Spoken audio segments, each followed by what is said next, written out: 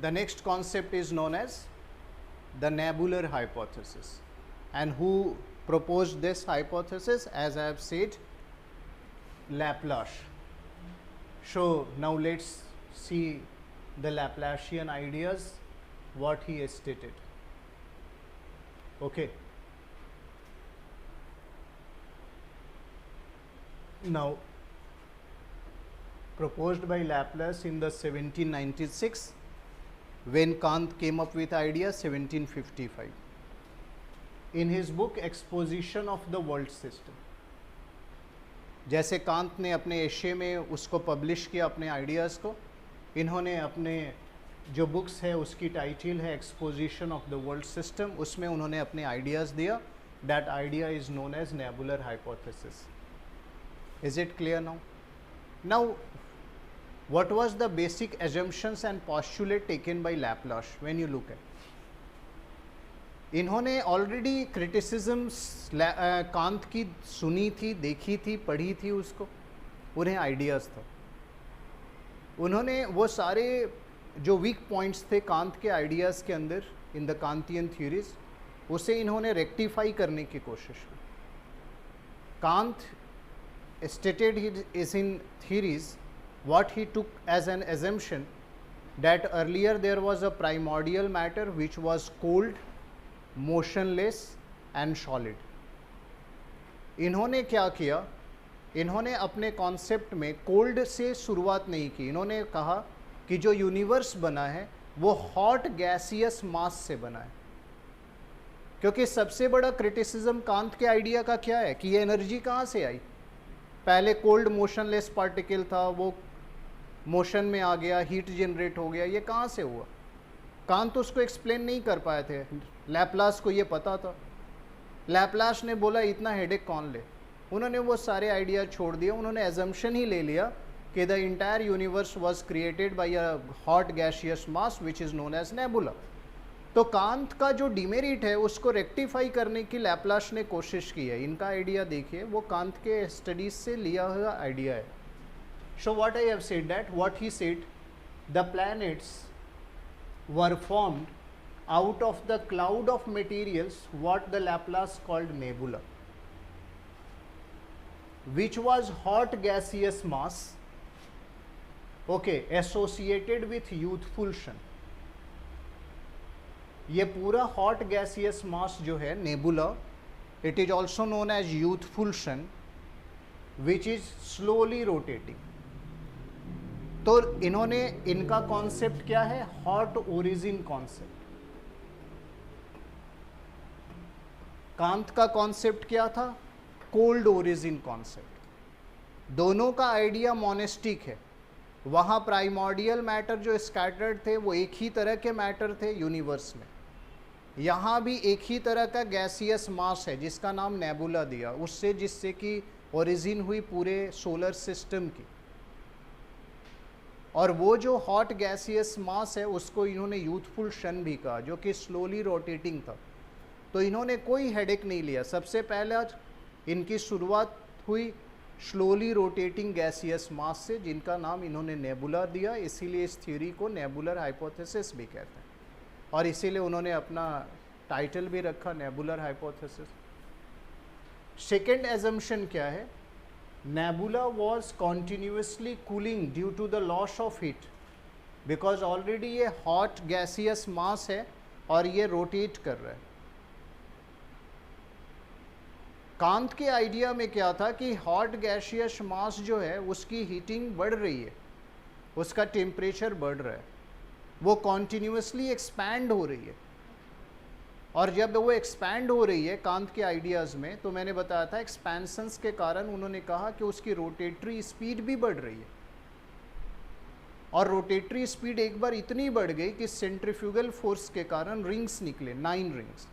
एक और क्रिटिसिज्म है कांत के आइडिया के बाद कि 9 रिंग्स निकलने के बाद 10th या 11th रिंग क्यों नहीं बना। लोगों ने कहा आपको पता है 9 प्लैनेट है इसलिए आपने 9 ही रिंग्स बनाए। ऐसा भी हो सकता है ना 5 रिंग्स बने या 10 और 12 रिंग्स बना, 9 ही क्यों बना भाई। So Kant never explain that concept. यहां जस्ट अपोजिट व्यू है। What he said, the Laplace, earlier there was a hot gaseous nebula which was rotating. Further this nebula started radiating out heat in the universe. Space में ये क्या करता है, nebula heat को radiate करता है। कोई भी ऑब्जेक्ट जो हीटिंग ऑब्जेक्ट है वो स्पेस में हीट रेडिएट करता है, और जब हीट रेडिएट होगा कूल्स होगा, और जब इसका आउटर सर्कल कूल होगा सरफेस तो ये श्रिंक करेगा। कूल होने के बाद ऑब्जेक्ट श्रिंक करती हैं, गर्म होने के बाद ऑब्जेक्ट एक्सपैंड करती हैं। तो जस्ट कांत का ऑपोजिट व्यू लिया इन्होंने। उसको देखो कैसे nebula was continuously cooling due to the loss of heat from the outer surface. Outer surface से हीट रेडिएट होगा and through the process of radiation, and thus it was continuously reducing in size due to contraction on cooling. Let's understand it. मैं इसे दिखाऊंगा अभी तुम लोगों को boards के ऊपर, the ideas. Okay. What I am going to explain here, the nebular hypothesis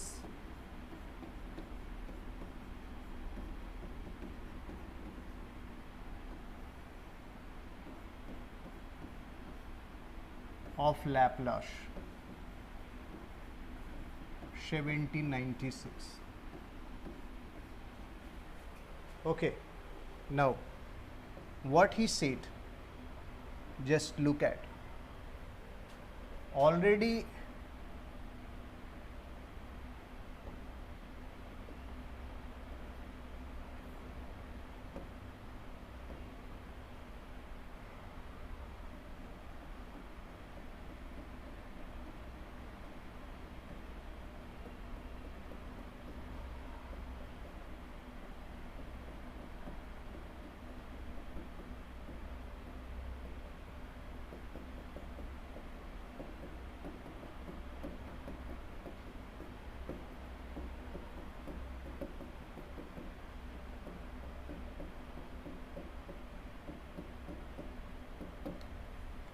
this is a gaseous mass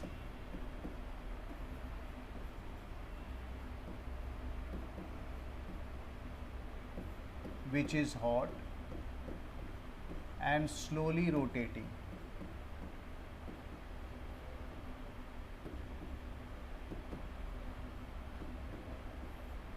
What he called nebula.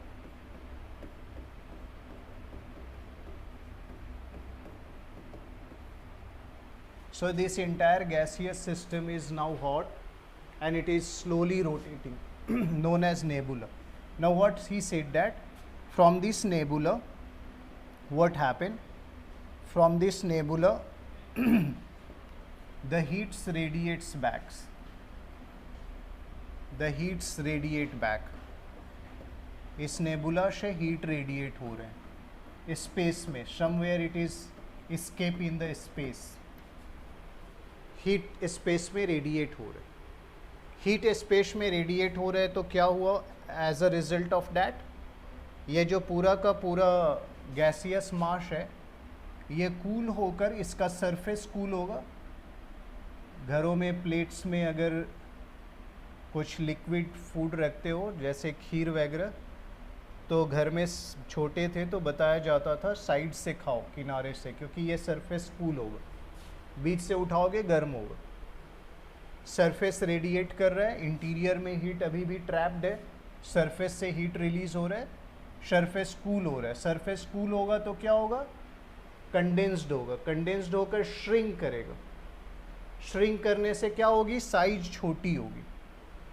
Shrink करेगा, कॉन्ट्रैक्ट करेगा, कॉन्ट्रैक्ट होने से साइज क्या होगी, छोटी होगी। तो सिस्टम कॉन्ट्रैक्ट कर रहा है, कांत में सिस्टम एक्सपैंड हो रहा था। क्यों? क्योंकि हीटिंग होती जा रही थी, टेम्परेचर इंक्रीज हो रहा। Getting my point? जब ये कॉन्ट्रैक्ट होगा तो सेंटर से क्या होगा, रेडियस डिक्रीज होगी। पहले यहां तक था सिस्टम, सिस्टम कूल्स हुआ, सिस्टम कूल होने के बाद it's contracts. Due to contractions the radius decreases, and once the radius decreases, according to that, angular momentum mass omega r square. When the radius is decreases, the angular velocity increases. So now the speed is increases of this hot gaseous nebula. And when the rotatory speed increases, then what happened? What the Laplace stated that due to this, the bulge is created in the center.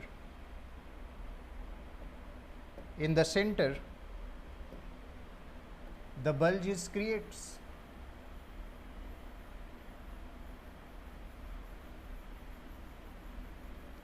And in the periphery, there is a one ring which is condensed, one ring of a gas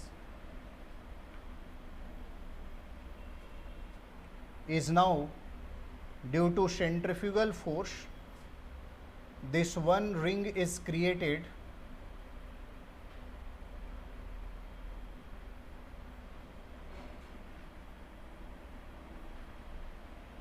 so here also what you find, the centripetal and centrifugal forces.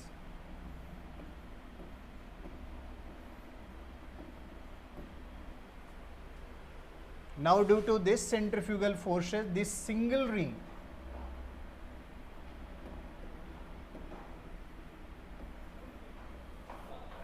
separate out. ये single rings जो हैं वो ऐसे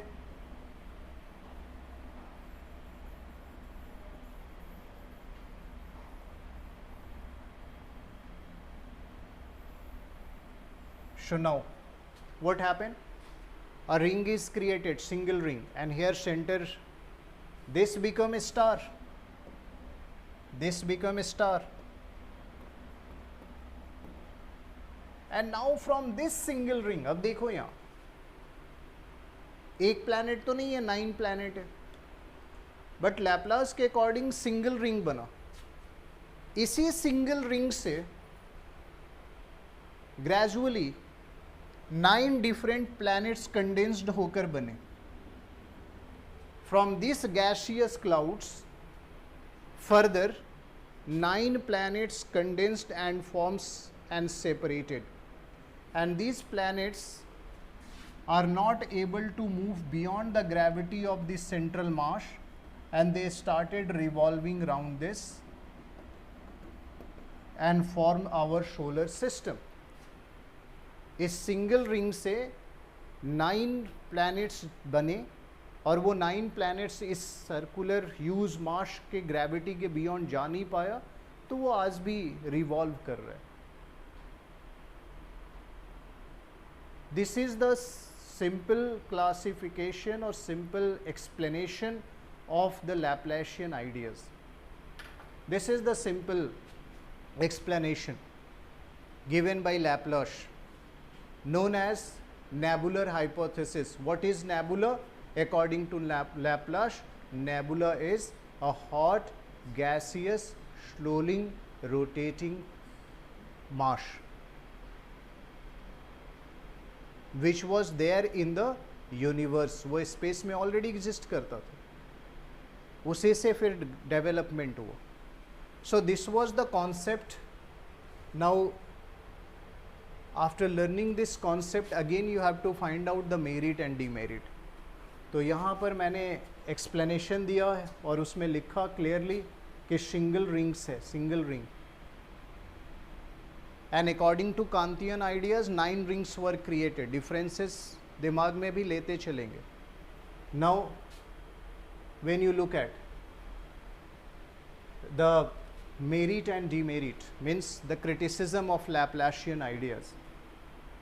When you look at the criticism of Laplacian ideas, the merit and demerit, what we observe here. Now when you look at,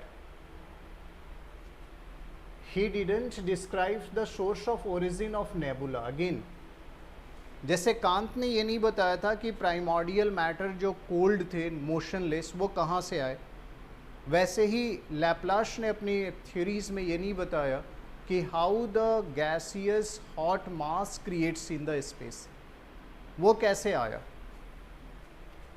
so the Laplace didn't explain this. This is the first demerit. Now what he said Laplace, क्योंकि उन्हें पता था कि कांत का criticism इसलिए भी हुआ था कि 9 रिंग्स निकला सेंट्रीफ्यूगल फोर्सेस के कारण, 5 या 10 क्यों नहीं निकले, 11, 12 क्यों नहीं हुआ. इन्होंने वो हेडेक नहीं लिया. इन्होंने कहा there was a single rings which created due to centrifugal force. पूरा का पूरा एक ह्यूज गैसियस क्लाउड ऐसा बन गया सेंट्रीफ्यूगल फोर्स के कारण, और उसी से 9 प्लैनेट्स का फॉर्मेशन हुआ. बट लोगों ने कहा कि ठीक है, इतना बड़ा गैसियस क्लाउड था जिससे 9 बना, बट उससे 5 या 10 या 12 या 20 क्यों नहीं बना.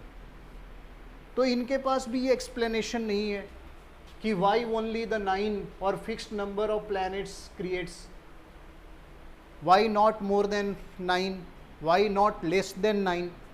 दोनों तो प्रोबेबिलिटी हो सकती है. शोकांत के आइडियाज़ में जो डिमेरिट थी उनके आइडियाज़ में भी दिखती है. नेक्स्ट, मैंने बताया कि हॉट गैसियस मास था नेबुला. वो hot gaseous mass that started radiating back the heat into the space and gradually getting cooled.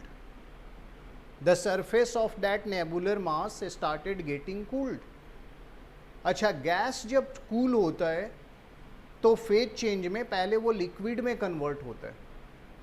आपने सुना होगा, वैसे भी घर के अंदर देखोगे कि अगर स्टीम निकल रही है उसके ऊपर प्लेट ऐसे रख दो तो वाटर कंडेंस्ड हो जाता है. ऐसा कभी देखा है क्या कि गैस से सॉलिड कन्वर्ट हो जाता है तुरंत? वो एक प्रोसेस है. वो भी होता है कि हम गैस से सॉलिड में भी कन्वर्ट कर दें. फेज चेंजेस, मैंने कुछ लोगों को जो पढ़े होंगे ज्योग्राफी उनको पता होगा, सब्लिमेशन प्रोसेस. लेकिन यहाँ पर ये जो है वो ग्रेजुअल रेडिएटिंग बैक हो रहा है. And once the heat is radiating back in the space, the first gas has to convert into liquid stage. But इन्होंने ऐसा नहीं कहा. इन्होंने कहा कि वो गैसेस जो है वो कंडेंस्ड होकर सॉलिड प्लैनेटरी ऑब्जेक्ट बना देगा. जैसे अर्थ तो सॉलिड है ना, लिक्विड फेजेस को एक्सप्लेन ही नहीं किया. बट मॉडर्न थ्योरी में लोग बताते हैं कि गैस, ये जो अर्थ बना है वो हॉट मॉल्टेन मैग्मा का था, बाद में वो मैग्मा सॉलिडिफाई होकर क्रस्ट बनाया. इन्होंने ऐसा कुछ एक्सप्लेन नहीं किया. इन्होंने अपनी थ्योरीज में ये एक्सप्लेन ही नहीं किया कि कोई लिक्विड फेज भी होता है प्लैनेटरी ओरिजिन्स के अंदर. क्योंकि जो इनर प्लैनेट्स का फॉर्मेशन हुआ है उसकी थ्योरीज ये बताती हैं कि प्लैनेट्स अपने लिक्विड फेज में थे अर्लियर स्टेज में. So what I have said in the criticism that if the planets were formed from the nebula as per Laplace, then the planet must be liquid state in their initial stage and can not rotate. और liquid rotate कैसे करेगा? Liquid की density high नहीं होती और liquid rotate नहीं कर सकता था. इन्होंने इस फेज को काउंट ही नहीं किया. What he said that gaseous nebular mass was rotating, it condensed and cooled down, and due to contraction speed is increases, centrifugal force created, single rings form, and from that single rings 9 planets create. वाह, story अच्छी थी, but वो पकड़ लिया criticisms लोगों ने. जैसे जैसे साइंस की स्टडी होती है तो आप लॉज समझते हैं, then you started finding out the demerit. Then he got trapped. उनके पास एक्सप्लेनेशन ही नहीं है. So this is another demerit what I have mention. According to Laplacian ideas मैंने लिखा है satellite should revolve the direction of the parental planet. इन्होंने कहा कि जिस तरह से गैसियस क्लाउड से प्लैनेट बना, इसी प्लैनेट से मटेरियल स्किप कर कर और सैटेलाइट बन गए, मून्स, और वो उस प्लैनेट के चारों तरफ रिवॉल्व करने लगे। So from that gaseous mass what happened, due to the splitting and centrifugal forces, thus another condensations masses were created, that is known as satellite, and satellite weren't able to move beyond the gravity of the planet and they started revolving around. बोला it's okay. तो अगर ऐसा है तो वो उसी direction में करेंगे जिस डायरेक्शन में प्लैनेट कर रहा है। प्लैनेट का जो मोशन है, directions of revolution, same direction of revolution होना चाहिए सैटेलाइट का, अगर सैटेलाइट बना है उस प्रोसेस से तो। बट मैंने लॉजिक दिया है यहाँ पर कि जो सैटेलाइट ऑफ सैटर्न्स हैं, जो सैटर्न्स के मून हैं और जो जुपिटर के मून्स हैं, उनमें से कुछ मून्स अपोजिट डायरेक्शन में रिवॉल्व करते हैं। अगर जुपिटर ऐसा रिवॉल्व कर रहा है तो उसके अपोजिट डायरेक्शन में वो रिवॉल्व कर रहे हैं। So Laplace won't able to explain that कि why the satellite of few planets revolves around the planet in opposite directions of the revolution of the planet, because according to Laplacian idea, if the satellites were created from the planet itself due to the same process what he explained, then the satellites should revolve in the same directions in the path of revolution of the planet. So this is another demerit. And now यहाँ तो ये ठीक है कि contract हो गया और ये स्पीड बढ़ गई, बट मास चेंज नहीं होता जब तक एक्सटर्नल फोर्स नहीं लगाओ। Angular conservation of angular momentum में मास जो है ऑब्जेक्ट की, वो जब तक कोई एक्सटर्नल फोर्स नहीं लगाओ तो वो चेंज नहीं होता। जैसा कांत का पहले सॉलिड मोशनलेस था और फिर अचानक तेज़ी से घूमने लगा, और घूमने लगा तो आपने इनर्शिया का प्रिंसिपल पढ़ा होगा कि जैसे मेरी बॉडी स्टैटिक है, तो अगर मुझे मूव करना है, ऑब्जेक्ट को मूव करना है, those who are in static position, you have to put external forces, आपको बाहरी बल लगाना पड़ता है।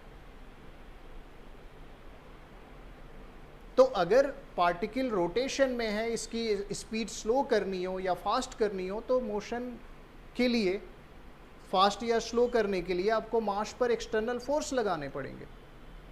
कोई ऑब्जेक्ट तेजी से चल रही है, रोकना है तो ब्रेक लगाते हो ना, तब रुकती है ना, फोर्स लगाते हो ना एक्सटर्नल। और जब स्लो है तो उसको मूव कराने के लिए बाहर से और फोर्स लगाते हो। तो यहाँ पर एक्सटर्नल फोर्स का यूज नहीं किया, उसकी स्पीड स्लो हो जा रही है, कांत की स्पीड बढ़ गई, एक्सटर्नल फोर्स लगाए नहीं। मास में चेंज नहीं होता जब तक एक्सटर्नल फोर्स नहीं लगाओ। So at that point this theory again fail on the principle of conservation of momentum. So these are the inherent demerit of the Laplacian ideas. ये लैप्लास के आइडियाज़ के कुछ डिमेरिट थे कि नेबुला कैसे create हुआ, वो हॉट क्यों था, उसको एनर्जी कहाँ से मिली, एक्सप्लेन नहीं कर पाया। इन्होंने एक्सप्लेन नहीं कर पाया कि सिंगल रिंग से 8 प्लैनेट 9 प्लैनेट बने, 9 प्लैनेट आपके अकॉर्डिंग बने, 10 क्यों नहीं बना, 11 क्यों नहीं बना, या 9 से कम क्यों नहीं बना।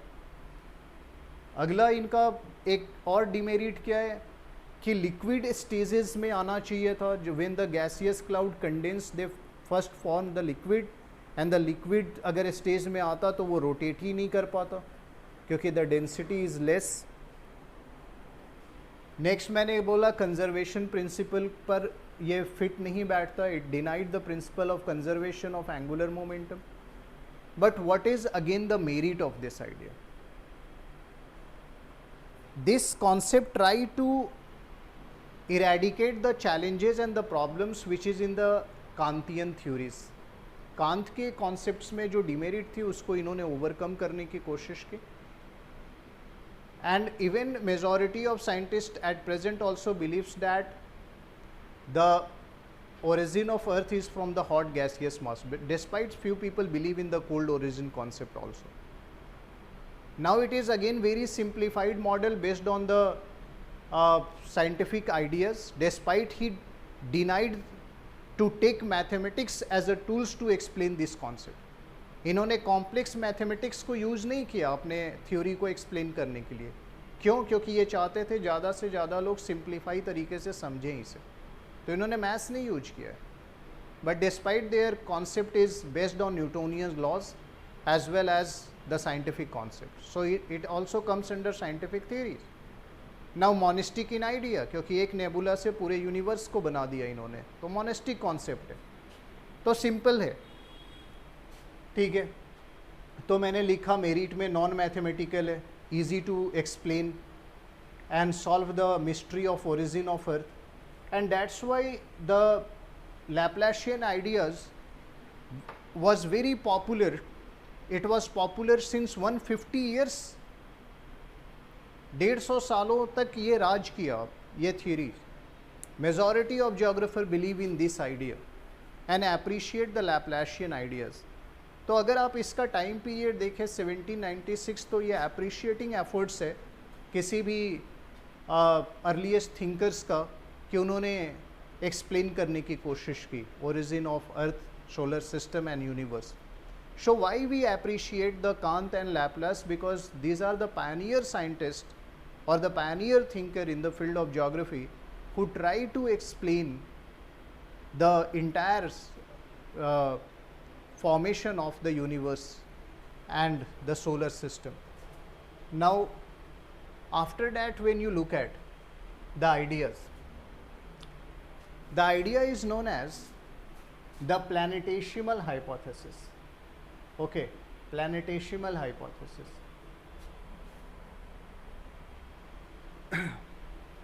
Now who has proposed this concept? इस कॉन्सेप्ट को किसने प्रपोज किया? Now look at Chamberlin and मॉल्टन.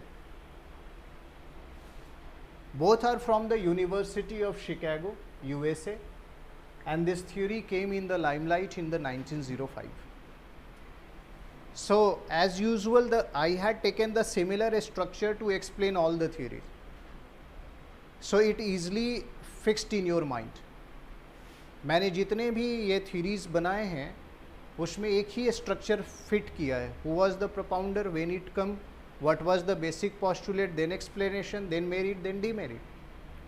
Same structure लिखोगे या दिमाग में फिट रखोगे तो तुम कोई भी थ्योरी एग्जाम्स में आते हैं या होलिस्टिक भी आता है तो आप लिख सकते हैं, वो इजी होता है. सेम स्ट्रक्चर, इसलिए मैं बोलता हूँ कि मेंस राइटिंग में structuring play very significant role. You are able to explain in the mains, or you are able to write in the mains when you understand how to make a structure. Because apart from that, when you look at any books, you never found the diagrams, but तुम्हें schematic बनाना होता है, जैसे मैंने अभी बनाया.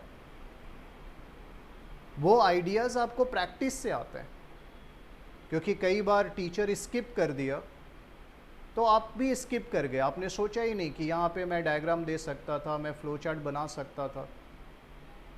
सो basically as I have said कि before writing the mains you have to write at least odd 100 and 200 questions. If you are taking geography as an optional, must write 100 questions. Then you feel you are very comfortable in that subject. Otherwise न diagram बना पाओगे time पर, न flow chart वहाँ दिमाग में आएंगे, न प्रॉपर स्ट्रक्चर आ पाएगा. और वास्टनेस्ट ऑफ द एग्ज़ाम क्या है कि वहाँ एक्सपर्ट्स बैठेंगे, बच्चे बहुत डेडिकेटेड हार्ड वर्किंग होंगे, कंपटीशन में एक एक नंबर की मारा मारी होगी, टाइम मैनेजमेंट इश्यूज़ है. Because you have to write in 9 minutes, 11 minutes, 15 minutes, according to the world limits.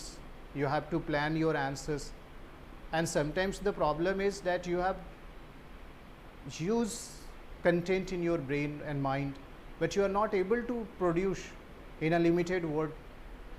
ये भी एक बड़ा डीमेरिट है. और कभी कभी तो कंटेंट होगा ही नहीं दिमाग में, तो जब कंटेंट नहीं हो तो कैसे लिखना. और जब कंटेंट बहुत ज़्यादा हो तो कैसे कॉम्प्रेस करना, ये भी आर्ट है, वो भी प्रैक्टिस से ही आएगा. So now look eight Chamberlain and Malton has given this concept in 1905. Now it is a dualistic concept. Monistic scientific ideas के basis पर मैंने दो ideas आपको दिया. One is the Kantian concept of gaseous hypothesis, another nebular hypothesis given by Laplace. Now it is based on the dualistic concept. इसका मतलब क्या है, यहाँ दो heavenly bodies involve होंगे जिससे पूरा सोलर सिस्टम का ओरिजिन होगा, इसीलिए इस कॉन्सेप्ट को डुअलिस्टिक कहते हैं.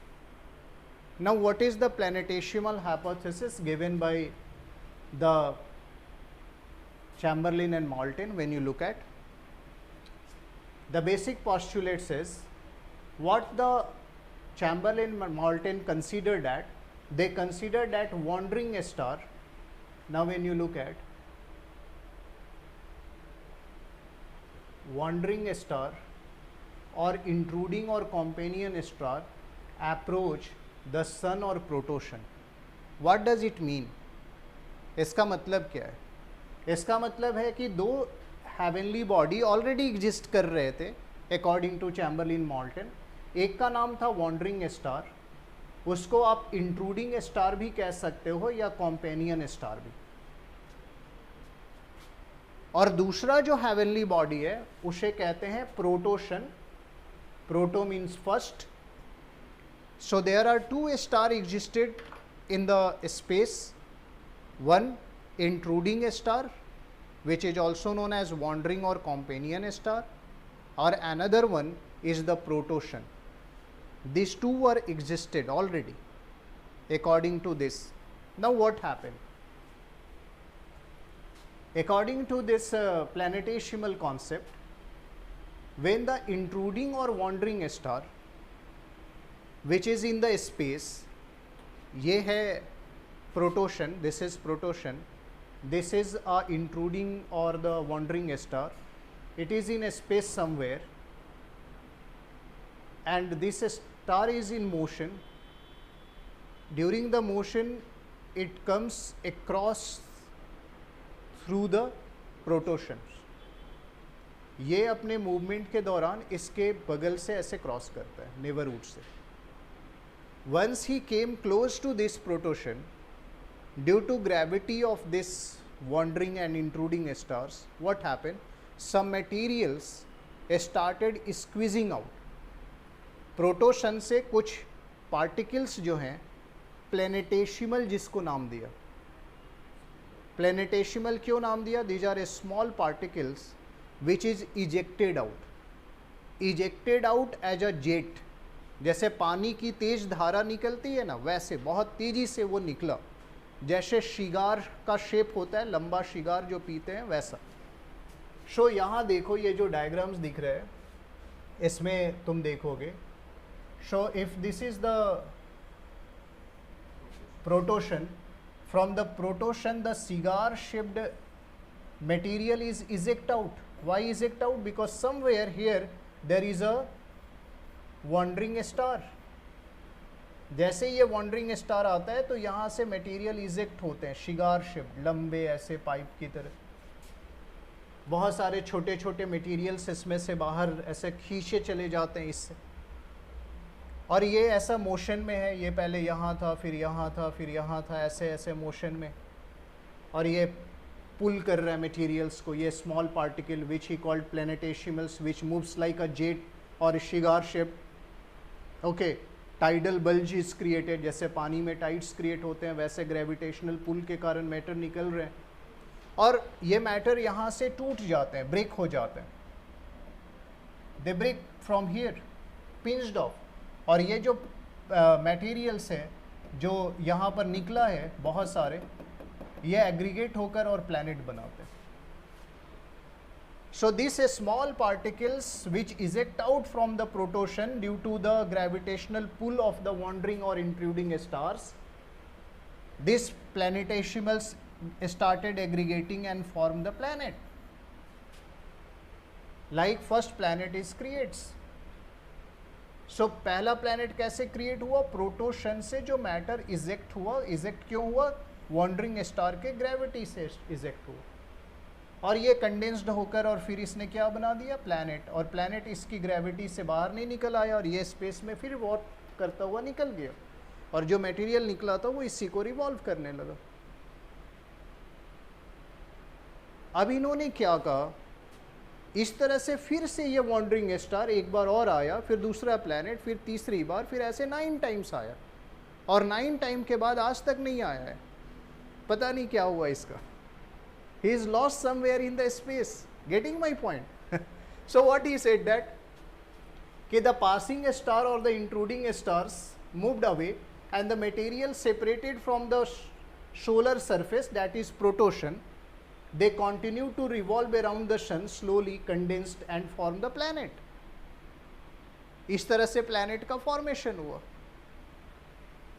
ठीक है, तो मेन फोर्स ऑफ इजेक्शन क्या है प्लैनेटेशिमल्स का, स्मॉल पार्टिकल का प्रोटोशन से?